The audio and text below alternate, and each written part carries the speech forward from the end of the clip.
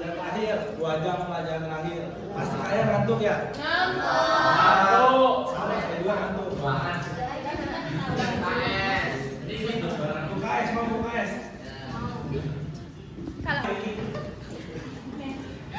Biar kalian semangat, kalian dengerin saya ya.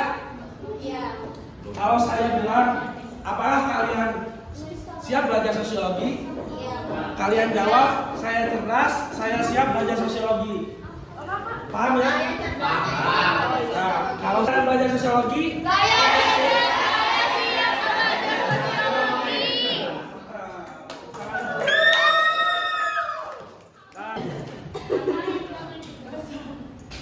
untuk pertemuan hari ini, saya tidak akan lanjutkan materi yang diajarkan Bu Anissa. Bahwa untuk pertemuan hari ini, saya akan mengulas tokoh-tokoh sosiologi yang terkenal dalam sosiologi serta teori-teorinya. Apakah menurut kalian belajar tokoh dan teori sebelum mempelajari fenomena-fenomena sosiologi penting nggak? Penting. Nah, tentunya ya, kalian tadi kan terakhir interaksi sosial ya. Nah, kalian tahu nggak teori interaksi sosial diciptakan oleh siapa? Tahu nggak? Siapa? Nah, dari belajar tokoh-tokoh ini kita akan mengetahui tentang tokoh sosiologi yang terkenal dalam sosiologi. Nah, sebelum masuk ke tokoh sosiologi, tahu nggak sosiologi itu lahir pada zaman dimana terjadinya perubahan secara besar-besaran. Perubahannya seperti perubahan revolusi industri dan revolusi Prancis. Pasti nggak asing ya? Kalian pernah dengar nggak revolusi industri itu apa? Nah, saya jelasin. Revolusi industri ini adalah perubahan masyarakat dari masyarakat agraris atau tenaga manusia berpindah ke tenaga mesin. Nah, itulah terjadinya atau lahirnya sosiologi. Nah, maka dari terjadinya perubahan besar-besaran itu, maka muncullah dampak-dampak pada kondisi sosial, ekonomi, dan intinya dari perubahan yang besar ini menyebabkan perubahan dan budaya juga. Nah, saya mau tanya dulu nih, sebelum masuk tokoh-tokoh. Apakah kalian tahu nggak siapa tokoh-tokoh dalam sosiologi? Siapa? Betul, tapi dikit lagi. Emil apa? Gak ada yang tahu. Mas itu benar. Siapa namanya Mas? Vino. Emil Durkheim namanya. Coba 2 lagi. Ada lagi yang tahu nggak? Siapa? Agus siapa? Agus Rom, benar. Siapa? Benar. Ada lagi nggak? Surjono Sukanto. Surjono Sukanto, benar. Ada. Sebelah sini ada siapa? Max Weber, benar. Siapa?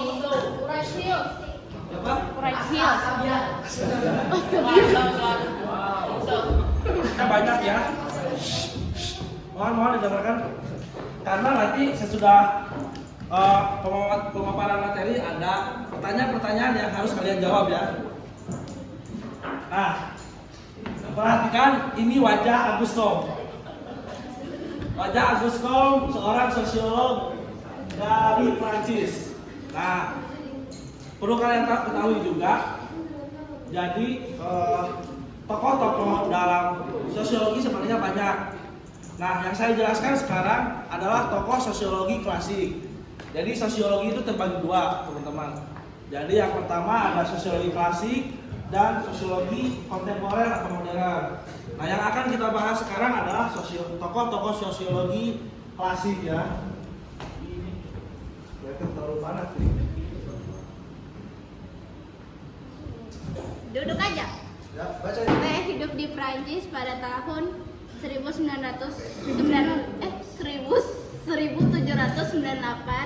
Ini adalah tokoh kunci dari sosiologi.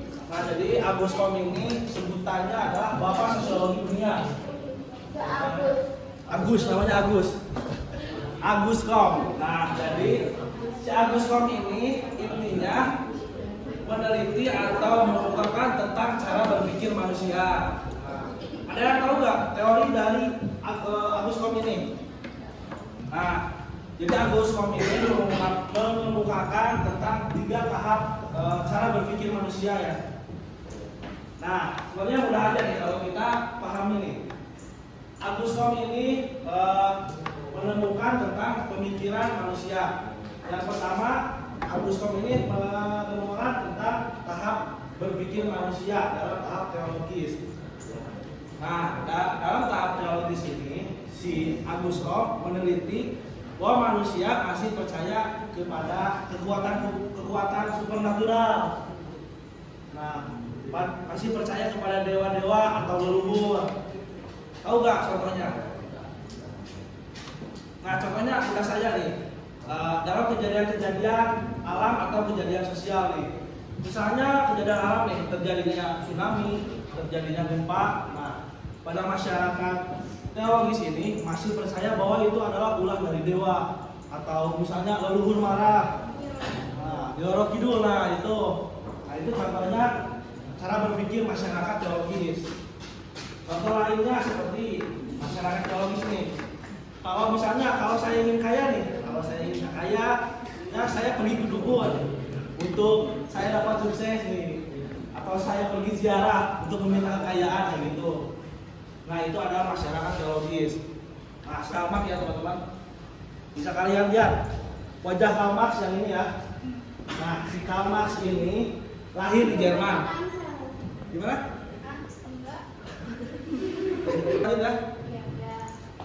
Jadi si Karl Marx ini lahir di Jerman dan hidup di berbagai Eropa.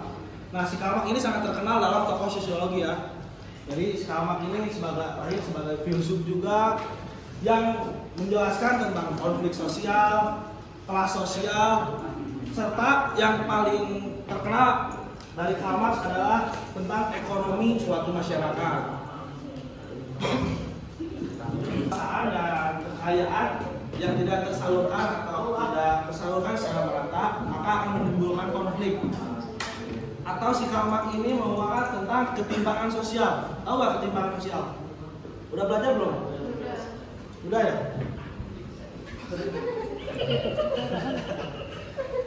Atau orang kaya. Jadi si orang kaya ini dalam kaum bourgeois ini memperkerjakan budak untuk menghasilkan keuntungan yang lebih besar. Dan si budak itu, si Karl Marx ini menjelaskan tentang ketimpangan sosial ya, bahwa kita harus secara adil gitu, tidak ada menghapus ketimpangan sosial agar tidak terjadi konflik gitu kan. Nah, ini dan dianggap sebagai pionir dalam pengembangan metode penelitian sosiologi. Sebagai disiplin ilmu yang mandiri, ia lahir di Prancis pada tahun 1858 dan memberikan kontribusi signifikan dalam pemahaman tentang bagaimana masyarakat berfungsi dan bagaimana tokoh sebenarnya mempunyai teori bunuh diri. Jadi si tokoh ini meneliti tentang bunuh diri. Tahu kan bunuh diri? Jadi kebalikan dari bunuh diri egoistik tadi. Kalau bunuh diri egoistik ini merasa ada jelasin tuh sebenarnya yang lain. Bunuh diri ini banyak yang terjadi di Jepang. Yang tadi Mas Atta jelasin itu termasuk pada bunuh diri patah tulang. Bunuh diri apa sih Mas? Akibat dari tuntutan dari masyarakat gagal menjalankan tugas, jadi bunuh diri, itu disebut bunuh diri atomistik. Ada lagi nggak? 183 dengan teorinya Verstehen digunakan untuk memahami, menganalisa, dan menafsirkan mengapa individu melakukan tindakan sosial. Weber berpendapat bahwa tindakan manusia seringkali dipadu oleh keyakinan, tujuan, dan nilai-nilai subjektif. Verstehen adalah metode untuk memahami tindakan ini dari memiliki tokoh yang bernama Max Weber. Jadi Max Weber ini sebenarnya simpel aja, penemuan dari Max Weber ini, bahwa Max Weber ini meneliti tentang pemahaman manusia, tentang sebab-sebab apa sih yang dipikirkan orang yang melakukan itu sehingga melakukan tindakan itu. Nah, itu dari teori dari Max Weber.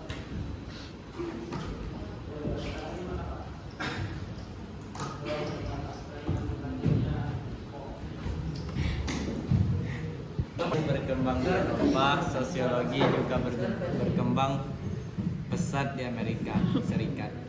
Seringkali revolusi industri yang terjadi di masyarakat Amerika. Salah satu sosiologi Amerika Serikat yang terkenal adalah Talcott Parsons 1900. Udah mau? Baca doang, udah mau. Pengaruh oleh cara kerja organisme biologis untuk menjaga agar bagian-bagian masyarakat tetap berfungsi dan keseimbangan terjaga. Maka menurut teori ini membutuhkan sosialisasi, adaptasi,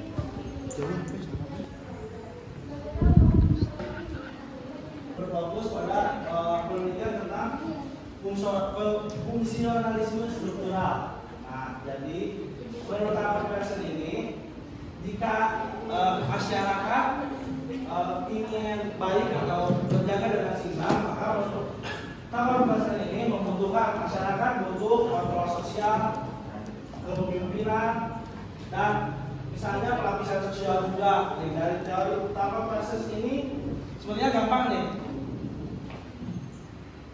Talcott Parsons ini menjelaskan tentang nah, sebenarnya kalian juga sebelum mengetahui tentang fenomena-fenomena itu harus mempelajari tokoh-tokohnya dulu. Ada yang boleh tanya? Si tokoh ini namanya siapa? Yang ini. Nah, dari kalian perhatiin. Yang ini, tahu nggak? Botas soalnya. Ini yang terakhir bahas tadi. Talcott Parsons. Yang mana coba? Ininya. Teorinya yang mana? Banyak banget bapakmu. Coba Pak, tahu nggak ini siapa?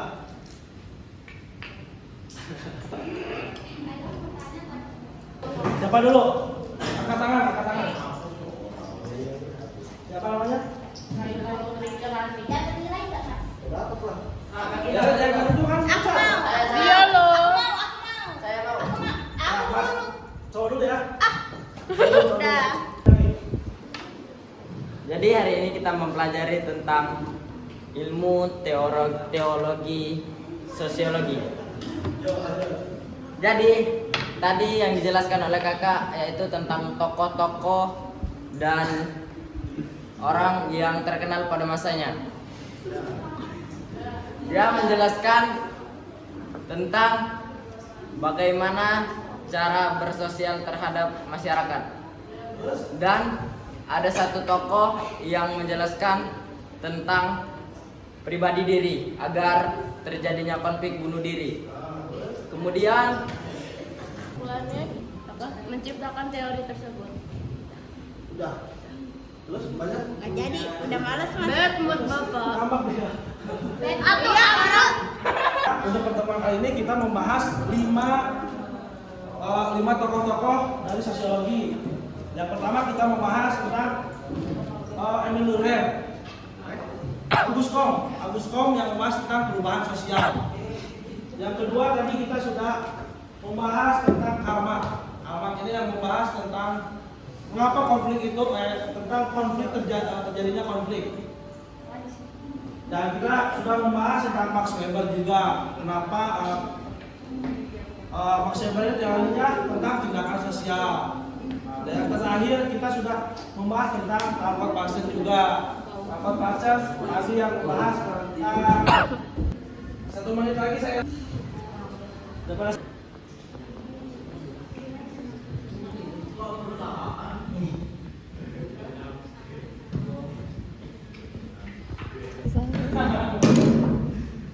Susah nggak?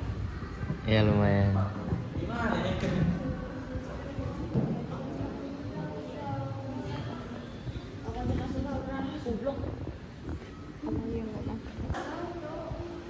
Udah ya? Siapa yang belum?